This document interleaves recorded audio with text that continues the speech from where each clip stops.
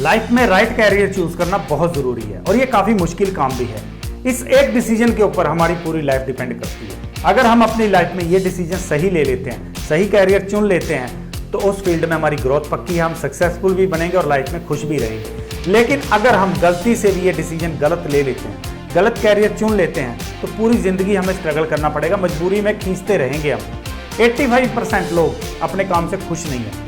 वो मजबूरी में ऐसा काम कर रहे हैं जिसको करके उनको बिल्कुल भी मजा नहीं आ रहा, बस मजबूरी में खींचना पड़ रहा है। लेकिन अगर अपनी पसंद का कैरियर चुन लिया जाए, उस फील्ड में अपना कैरियर बना लिया जाए जिसमें हमें काम करके मजा आता है, तो दोस्तों उस फील्ड में हमारी सक्सेस पक्की है और हम खुश भी रहेंगे।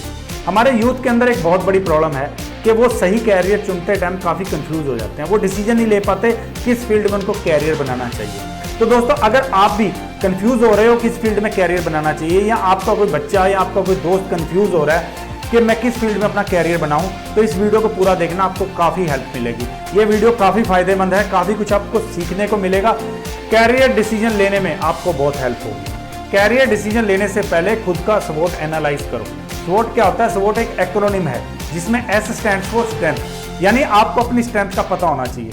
आप किस काम में अच्छे हो, किस काम में आपकी पकड़ बहुत बढ़िया है, आप किस फील्ड में दूसरों से अलग हो, दूसरों से बेटर कर सकते हो, आपके अंदर ऐसा क्या खास है जो आपको दूसरों से अलग बना रहा है, वो चीज आपको पता होनी चाहिए। और फिर आपको W फॉर वीकनेस पता होनी चाहिए। खुद की कमियां भी तो पता होनी चाहिए। एक इंसान बेटर वही बनता है जो खुद की कमियों को जानता है, और खुद की कमियां हमें पता होना चाहिए कि हम कहां पे कमजोर हैं। अगर हमें अपनी कमियों का नहीं पता होगा तो वो कमियां ही हमें हरा देंगी। तो अपनी कमियों को जानना जरूरी है कि ऐसा कौन सा काम है, ऐसी कौन सी मेरी आदत है जो मेरे रास्ते में आगे जाके ऑब्स्टिकल बन सकती है, जो मुझे आगे बढ़ने से रोक रही है, इसको जानो। उसके बाद फिर ऑफर अपॉर्चुनिटीज जानो। अपॉर्चुनिटीज का मतलब क्या होता है कि फ्यूचर के अंदर पॉजिटिव पॉसिबिलिटीज क्या है हमारे लिए, क्या ऐसा आउटपुट निकल के आ सकता है जिससे हमारी लाइफ चेंज हो सकती है, हम लाइफ में कुछ अच्छा रिजल्ट पा सकते हैं। तो आपको अपॉर्चुनिटी पता होनी चाहिए कि जो भी काम मैं कर रहा हूँ उस काम में आगे जाके ग्रोथ कितनी है, वो फील्ड आगे जाके ग्रो कर सकता है या नहीं कर सकता, मेरी लाइफ के अंदर मुझे सक्सेस मिलेगी, मैं कामयाब होऊंगा या नहीं होऊंगा। क्योंकि अगर आप गलत फील्ड में चले जाते हो जिसमें आगे जाके अपॉर्चुनिटीज ही नहीं है, तो उस फील्ड में काम करने का फायदा क्या है? काम करने का फायदा तब होता है ना जब हमें ग्रोथ मिले, और ग्रोथ तब मिलेगी जब हमें उसमें अपॉर्चुनिटीज के बारे में पता होगा। फिर 4 चीज आपको पता होनी चाहिए, T फॉर थ्रेट्स, यानी कुछ थ्रेट्स ऐसी रहती हैं, कुछ ऐसी चीजें रहती हैं जो हमें आगे बढ़ने से रोक रही हैं। कई बार हमारी मान लीजिए फिजिकल एफिशिएंसी इतनी नहीं होती, तो वो हमारे लिए एक थ्रेट है, और हम कोशिश करें ऐसे फील्ड में जाने की जहां बहुत ज्यादा फिजिकल एंड्योरेंस की जरूरत हो, तो हम कामयाब नहीं हो पाएंगे, बहुत स्ट्रगल करना पड़ेगा। तो आपको अपने बारे में पता होना चाहिए ना कि मेरे अंदर कोई ऐसी थ्रेट्स तो नहीं है जो मुझे आगे बढ़ने से रोक सकती है। खुद का स्वोट एनालाइज करोगे तो आगे का डिसीजन आप बहुत अच्छे तरीके से ले पाओगे। दोस्तों कैरियर का डिसीजन लेते टाइम एक बात ध्यान रखना, कभी भी भीड़ को फॉलो मत करना, अपने पैशन को फॉलो करना। लेकिन ज्यादातर कैरियर के डिसीजन दूसरों को देख के लिए जाते हैं। मेरा दोस्त इस फील्ड में जाना चाहता है, वो तो ये कैरियर बना रहा है, तो भाई मैं भी उस फील्ड में जाऊंगा, मैं दोस्ती क्यों तोड़ूं। मेरा भाई, मेरा डैडी ये काम कर रहे हैं, उनका तो ये प्रोफेशन है, तो मैं भी वही करूंगा। मेरा कोई पड़ोसी, मेरा रिश्तेदार, मेरा कोई जानने वाला, वो तो इस फील्ड में काम कर रहा है, तो भाई मैं भी उसी फील्ड में जाऊंगा। भाई क्यों जाओगे? उनकी अपनी लाइफ है, उनकी अपनी पसंद है, उनकी अपनी ज़रूरतें हैं, तो वो तो उनके हिसाब से उस फील्ड में है ना। आपकी अपनी ज़रूरतें अलग हैं, आपकी पसंद अलग है, आपकी लाइफ अलग है, आप उनसे हटके हो, आप उनसे अलग हो, उनकी लाइफ अलग है, उनकी सोच अलग है, वो कुछ अलग है, आप कुछ अलग हो, आप उनके जैसे नहीं हो। लेकिन अगर आप उनको देख के कोई ऐसा फील्ड चुन लेते हो जो आपको बिल्कुल भी पसंद नहीं है, तो फिर आपको स्ट्रगल करना पड़ेगा, आपको सारी जिंदगी खींचना पड़ेगा।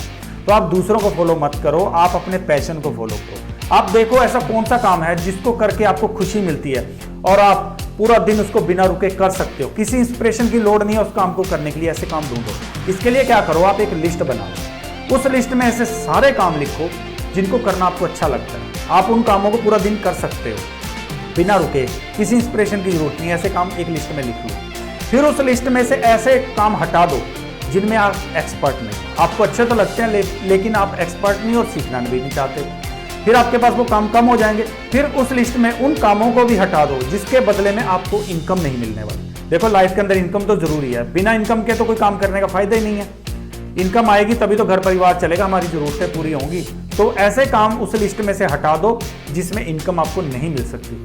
फिर उस लिस्ट के अंदर सिर्फ ऐसे काम रखो जिसकी दुनिया को जरूरत भी है, दुनिया की कोई प्रॉब्लम सॉल्व हो रही है और आपको वो काम करके मजा भी आ रहा है। आपको उस काम में बड़ी खुशी मिलती है। सिर्फ ऐसे काम रखो और उसमें से एक काम चुनो और अपना कैरियर बना लो। तीसरा काम आप ये कर सकते हो कि उस लिस्ट में ऐसे काम, जो लिस्ट आपने बनाई है उस लिस्ट में से ऐसे काम छांटो जिसमें आप एक्सपर्ट तो नहीं हो लेकिन सीखने की जबरदस्त आग आपके अंदर है। आप चाहते हो कि मुझे एक बार उस फील्ड में एंट्री मिल जाए, फिर मैं सीखूंगा और आगे बढ़ूंगा, क्योंकि सीखने का और ग्रोथ का आपस में एक डीप कनेक्शन है। जो इंसान सीखता है वही इंसान बढ़ता है, और जो सीखता नहीं ना वो सारी जिंदगी उसी लेवल में रह जाएगा। लेकिन अगर आपको लगता है कि ये फील्ड में जाना चाहता हूँ और इस फील्ड में जाके मैं सीखूंगा, तो आपकी ग्रोथ पक्की है। सीखोगे तो डेफिनेटली ग्रो करोगे। तो आपने ऐसा फील्ड चूज करना है जिसमें आप सीखने की आग अपने अंदर रखते हो।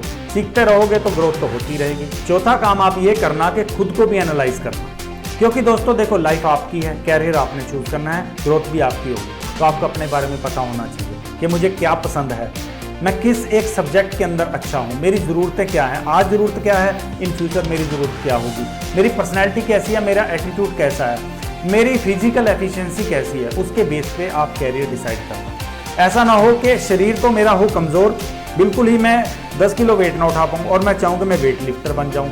पॉसिबल नहीं है ना, काफ़ी ज़्यादा स्ट्रगल करनी पड़ेगी, बहुत ज़्यादा आपको उस फील्ड में मेहनत करनी पड़ेगी। लेकिन अगर आप अपनी स्ट्रेंथ के हिसाब से कोई कैरियर चूज करोगे तो एफर्ट कम लगेंगे और ग्रोथ ज़्यादा होगी। इसलिए खुद को एनालाइज करना बहुत ज़रूरी होता है।